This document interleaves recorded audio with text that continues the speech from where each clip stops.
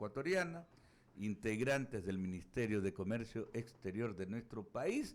y sabemos que se fajaron bastante duro allá en México, ¿no? En estas negociaciones. ¿Qué tal si arrancamos con aquello, esta experiencia que representa para el país ir dando pasos para concretar ese acuerdo comercial, primero con México, para luego posibilitar el ingreso de nuestro país a la Alianza del Pacífico? Bienvenido, buenos días, es Alberto Quintana quien le saluda.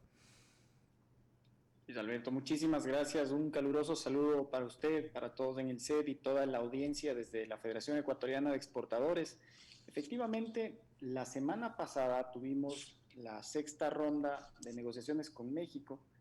y este es una señal absolutamente positiva, un avance que nosotros valoramos positivamente en términos de que para el sector exportador, por lo menos, toda la apertura de mercado que le permita asegurar mejores condiciones de acceso preferencial para nuestra oferta exportable es absolutamente positiva.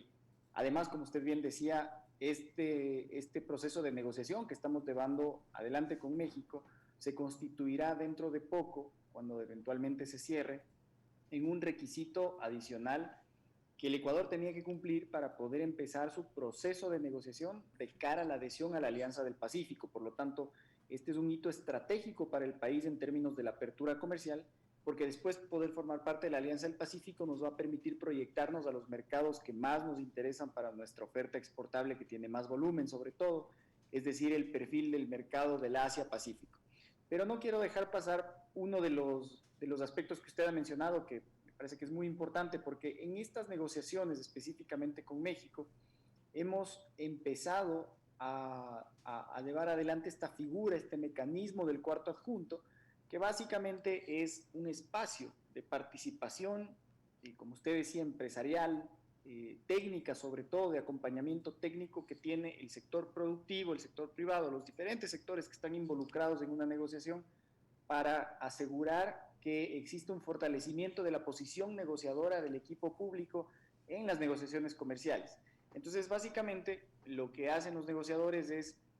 soportarse, sustentarse en todo el respaldo técnico que le pueden dar en ese momento los representantes técnicos de los sectores productivos para poder tener una negociación mucho más estratégica, mucho más transparente en términos del intercambio de información,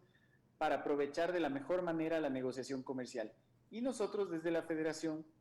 estuvimos liderando la coordinación de este cuarto adjunto, justamente entendiendo que existen intereses tanto desde el lado de la exportación y también existen intereses desde algunos sectores de la producción nacional que en la práctica requieren, dentro de los propios mecanismos del acuerdo, un cronograma, un tiempo como para poder adaptarse a la competencia que va a venir internacionalmente, no solo desde México, sino, como decíamos, después, en el momento en el que podamos adherir a la Alianza del Pacífico, de los países con los que vayamos negociando una vez que formemos parte de la alianza. Pero en cualquiera de los casos, para cerrar la idea, Luis Alberto, el hito inicial es que el Ecuador ha dejado una señal importante, no solo a nivel público, sino también tuvimos reuniones con las contrapartes privadas en México, de que el país ha cambiado y ha renovado, ha refrescado su visión de política comercial y que el Ecuador está viviendo un momento en el cual queremos recuperar esos años perdidos en los cuales dejamos de abrir mercados y por los cuales nuestros competidores directos empezaron a tener una serie de acuerdos comerciales que les permitió precautelar sus ofertas exportables, sus canastas de exportación con preferencias entre, digamos, de la mayoría de los grandes mercados de consumo, en donde nosotros también competimos, pero que desafortunadamente todavía seguimos enfrentando aranceles que en muchos de los casos pueden llegar hasta el 20% que le dejan fuera de competencia. Así que por eso nosotros creemos que es muy importante que el Ecuador continúe en estos procesos de negociación y qué mejor que de la mano de una articulación público-privada a través de este mecanismo del cuarto adjunto. Es más una visión integral de país la que va a negociar y me imagino, ¿no? Que lo hecho en México es justamente pues el punto de partida para mantener una estrategia similar en las otras negociaciones, ¿no? El presidente está saliendo el lunes, por ejemplo, para China. El tema del mercado chino es importante para nuestros exportadores, para la producción ecuatoriana. Ya sabemos que ubicamos gran parte del componente del camarón, banano y algunos otros productos en ese mercado asiático. Me imagino que va a ser similar la postura en las próximas negociaciones, ¿no? Sí, efectivamente, la idea de este esquema es que perdure a lo largo de todo el resto de los procesos de negociación. Si bien el cuarto adjunto se instauró cuando la negociación con México ya estaba avanzada, pero lo que nosotros hemos encontrado en la metodología de trabajo es que el cuarto adjunto no solamente está para el momento mismo de la negociación, esa es una parte de la participación del cuarto adjunto, pero por ejemplo usted mencionaba ahora el proceso con China. En el cuarto adjunto ya estamos estructurando algunos análisis, algunos estudios internos que nos permitan identificar dónde se encuentran, por ejemplo, las potencialidades que tiene el sector privado, el sector productivo en China. Si bien es cierto, hay productos que pueden incrementar ampliamente su oferta, como el caso del camarón, que nos interesa muchísimo y que es definitivamente un ganador en el mercado chino, lo propio banano, cacao, pero también tenemos otro tipo de productos de la oferta agroindustrial, claro, de la oferta alimentaria encadenada, que tienen una posibilidad también de empezar a posicionarse con mucha fuerza en China, sin duda, un primer espacio, pero también hemos entendido que en el mercado asiático ese vibrante crecimiento que tienen estas economías, como el caso de Corea del Sur, lo propio que acaba de ocurrir con el resto de los miembros de la Alianza del Pacífico, Singapur, con Singapur, por ejemplo, exactamente, una de las 20 más grandes economías del mundo, en las cuales básicamente ellos no tienen autosuficiencia alimentaria, ellos están dedicados a una economía de servicios que les da un potencial de consumo por habitante gigantesco, que puede fácilmente multiplicar por 10 o por 15 veces la capacidad de consumo que tenemos en el mercado local en el Ecuador, y que hoy por hoy ya van a empezar a aprovechar nuestros competidores para ingresar en esos mercados nicho que están dispuestos a valorar con un precio mucho más alto los productos similares que tienen a los nuestros. Por lo tanto, todo esto, toda esta, digamos, estas oportunidades, estas ventanas, estas ventajas que se pueden derivar de una agenda comercial, justamente están pensadas para que desde el cuarto adjunto podamos ir estructurando una estrategia de negociación que nos permita afianzar de manera mucho más rápida, pero al mismo tiempo de una manera muy profunda, con un entendimiento pleno de cuáles son las contrapartes con las que queremos negociar. Y eso se compagina con un elemento adicional, Luis Alberto, y es que desde nuestra perspectiva, la negociación sin duda es un momento importante de la apertura comercial, pero también estamos entendiendo que esto se tiene que acompañar de una agenda interna de competitividad, porque así como existen sectores de la producción nacional que van a tener que competir con los sectores de los mercados con los que vayamos suscribiendo acuerdos comerciales, y ese proceso de adaptación requiere de que pongamos a nuestra producción al menos en las mismas condiciones de competencia, también tenemos sectores exportadores que para poder aprovechar los acuerdos comerciales vamos a necesitar de una agenda interna de competitividad muy fuerte para poder reducir esa brecha que tenemos en este momento con nuestros competidores más directos, que tienen mucha flexibilidad en el resto de sus políticas, tienen flexibilidad en su política financiera, tienen flexibilidad en su política cambiaria, en su política laboral, y claro, sobre lo cual el Ecuador, por el contrario, tiene demasiada rigidez. Entonces, aun cuando es muy positivo que podamos suscribir acuerdos comerciales, vamos a tener que acompañarlos de una agenda país que nos permita apalancar mucho más las condiciones internas de competencia. Correcto, 7:43 estamos conversando a esta hora con el vicepresidente ejecutivo de la Federación Ecuatoriana de Exportadores, FEDEXPOR, Javier Rosero. Permítame que Verónica Landeta tiene otras inquietudes para usted. Claro, justo, le iba a preguntar, ¿qué hacemos para ser más competitivos? Ya que usted ha manejado el tema de la agenda interna, pero me gustaría que me puntualice, ¿qué hacemos para ser más competitivos e ir a conquistar estos nichos que usted ya bien los ha mencionado? Incluso usted ayer dio declaraciones y dijo que después de formar parte de la Alianza del Pacífico, esto esto particularmente nos va a permitir proyectarnos a los mercados que más nos interesan. Entonces, particularmente, ¿qué es lo que tiene que hacer el país para poder ser más competitivos y podernos posicionar de mejor forma en estos nichos? En nuestra opinión, hay dos ejes sobre los cuales nos tenemos que enfocar, sobre todo desde el punto de vista del aprovechamiento que podemos hacer para los sectores de exportación actuales y además para que los otros sectores empiecen a tener una visión y una vocación de exportación. Y el primer eje está en el eje externo, es decir, lo que estamos conversando en este momento, la apertura comercial de nuevos mercados es importante, pero al mismo tiempo va a ser importante que en el frente externo podamos acompañar de diplomacia sanitaria, por ejemplo, que nos permita asegurar que las condiciones sanitarias, fitosanitarias, técnicas de acceso a nuestros mercados le abran el espacio a nuestros productos para que tengamos esa posibilidad de llegar a los mercados internacionales. Y en eso hemos tenido una reunión bastante importante con el recientemente designado canciller, Juan Carlos Holguín, quien se ha comprometido justamente a que uno de los derroteros de su gestión será el enfocar la diplomacia sanitaria a través de todas las misiones del Ecuador en el exterior. Y la otra parte, que viene prácticamente por el frente interno, Así es. que es lo que conversábamos también, nosotros lo hemos dividido en este momento en tres ejes, sin perjuicio de que siempre se pueden ir sumando nuevos aportes. Pero el primer eje va desde el punto de vista tributario, en donde sobre todo los sectores de exportación necesitan en este momento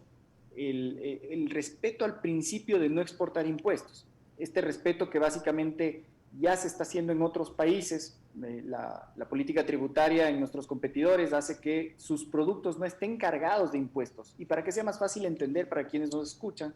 esto quiere decir que, por ejemplo, el banano, el atún, las flores que salen del país, del camarón, tienen cargado todo el arrastre de los impuestos que se van imputando a lo largo del proceso productivo, y eso hace que nuestros productos sean más costosos en relación a los productos de los competidores que no tienen que absorber esos impuestos porque son devueltos por parte de sus gobiernos. Entonces ahí ya empezamos a generar una brecha distante entre la capacidad de margen de maniobra que tenemos nosotros para nuestros precios respecto a los que tienen los competidores para poder ganar mercado. El segundo eje importante es el eje logístico, el eje de la eficiencia y la seguridad logística. Como hemos conversado varias veces aquí con ustedes,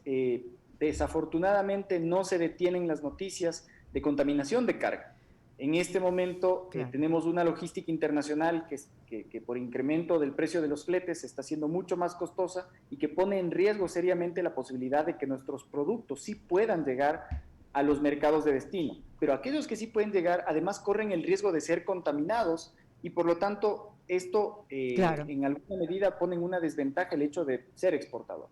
Y el último eje es el eje financiero. En el eje financiero nosotros creemos que es el momento de abordar una banca de desarrollo para el sector exportador que le permita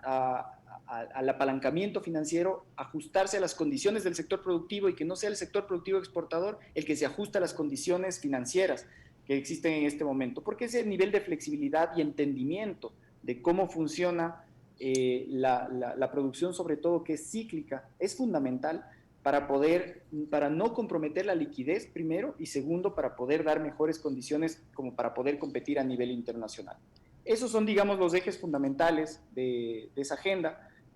Cada sector, digamos, tendrá su particularidad, sobre todo aquellos que todavía no están enfocados en exportación, pero que creemos que en este momento el país tiene que darles una alternativa y la mejor alternativa es generar una escala y esa escala está en los mercados internacionales. Claro, clarísimo, ¿no? Eso es lo que van a tener que trabajar para, obviamente, que todo lo que se está haciendo resulte un éxito realmente. Ahora, mi pregunta, ya para que la gente, obviamente que es la que nos está escuchando y es la gente que espera siempre una respuesta, esto de ir a consolidar estos acuerdos comerciales, ¿cómo se va a revertir en el tema de generar más empleo? Porque es lo que en definitiva las personas están esperando. La gente común no entiende mucho de los acuerdos comerciales, pero sí entiende cuando definitivamente estos son beneficiosos y no solamente pues beneficia un solo rubro, sino que obviamente genera beneficios para todos. Esa es una excelente pregunta porque efectivamente hemos demostrado, me parece que escuchaba hace un momento atrás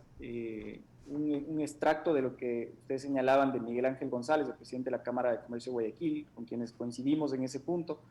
en relación a que la apertura comercial tiene esa posibilidad virtuosa de generar más producción.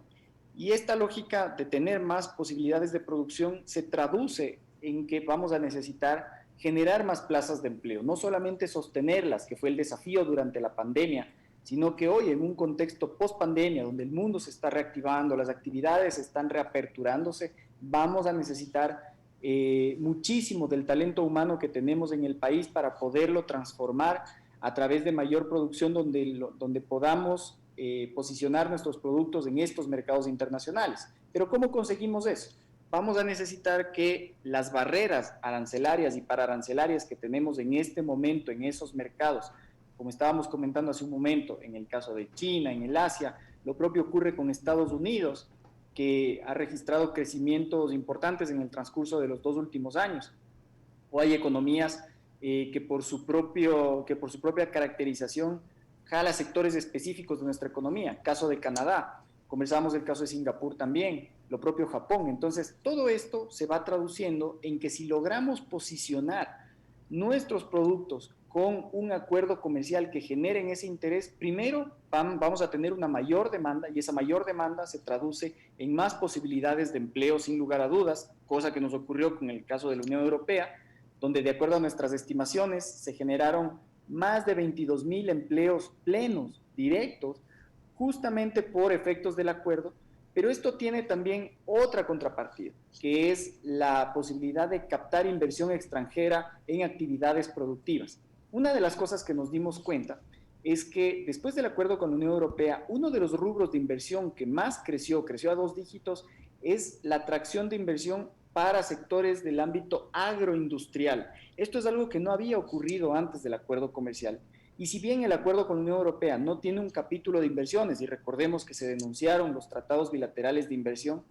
pero esto nos está dando la señal de que si pudiéramos potenciar 2 figuras, una que asegure las condiciones de inversión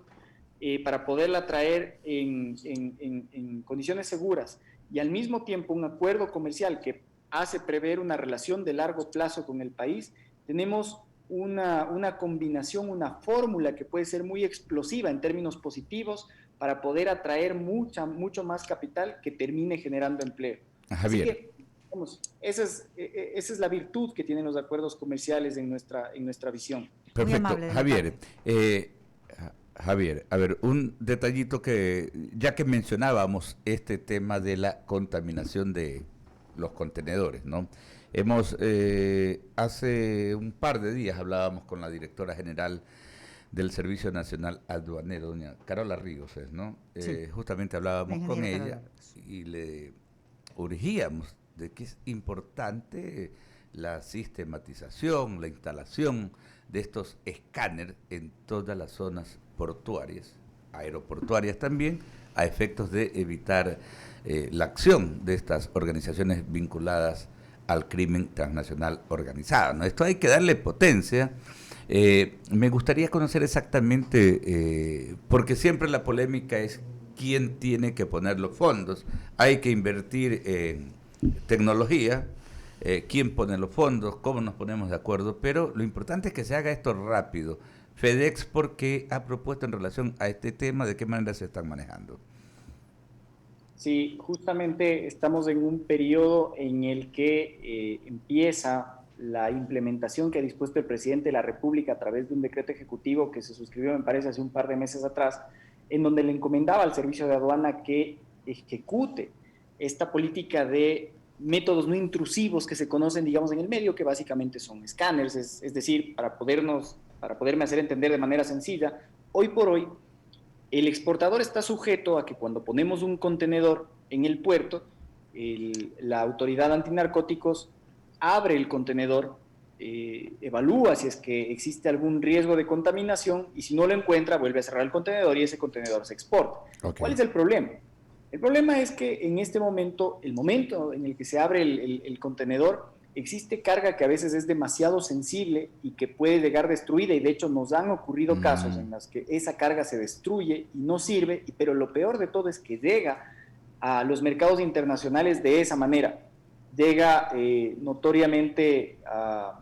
deteriorada porque los canes antinarcóticos destruyen esa carga, se rompe la cadena de frío. La cadena de frío, ¿no? En ese tema de la cadena de frío,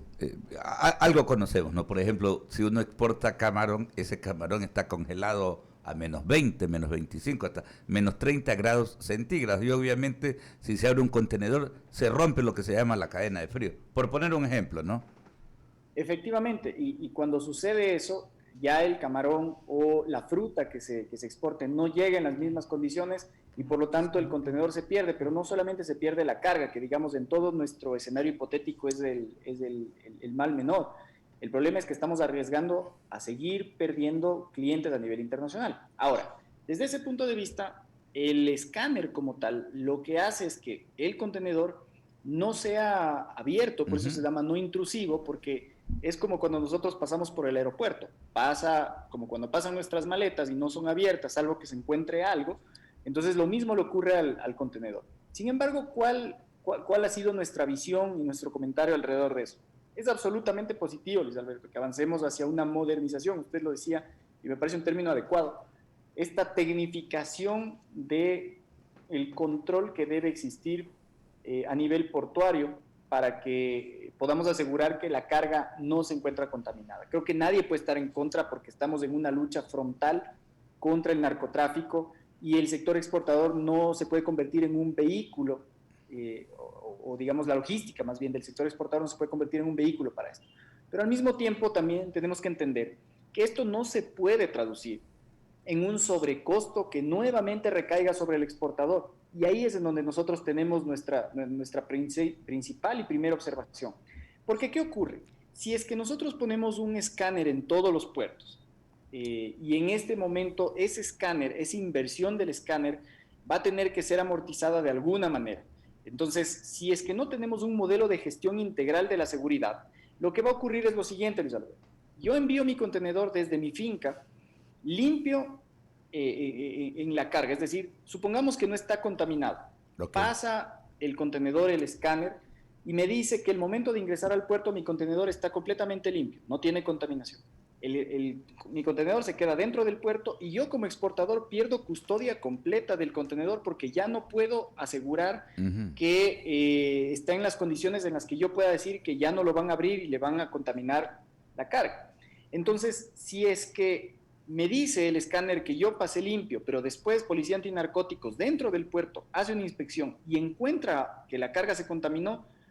¿de quién es la responsabilidad? La responsabilidad es del exportador que dejó su contenedor limpio, pero que después se contaminó en el puerto. Es del puerto porque no tiene las condiciones de seguridad para que, digamos, se pueda garantizar que cuando entró limpio se mantenga limpio y se vaya limpio. Todos estos aspectos hacen que, si es que no aseguramos y garantizamos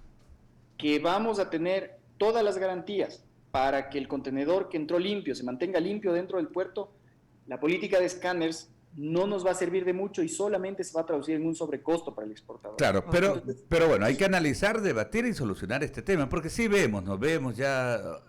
es público que en la zona portuaria, acá en Guayaquil, ¿no? Los Guasmos es una zona que denominamos acá caliente, están ubicados los puertos, Puerto Marítimo, Trinipuerto, Banana Puerto, y vemos que ahí está justamente todas estas organizaciones del crimen transnacional organizado operando, que están utilizando embarcaciones para precisamente contaminar. Pero tenemos que ponernos de acuerdo rápido porque eso nos está haciendo perder competitividad y justamente pues afectando todos los temas productivos y de exportación. Javier, agradecerle por estos minutos, por los conceptos, el vicepresidente ejecutivo de la Federación Ecuatoriana de Exportadores FEDEXPORT, Javier Rosero, acompañándonos esta mañana. Un fuerte abrazo a la distancia.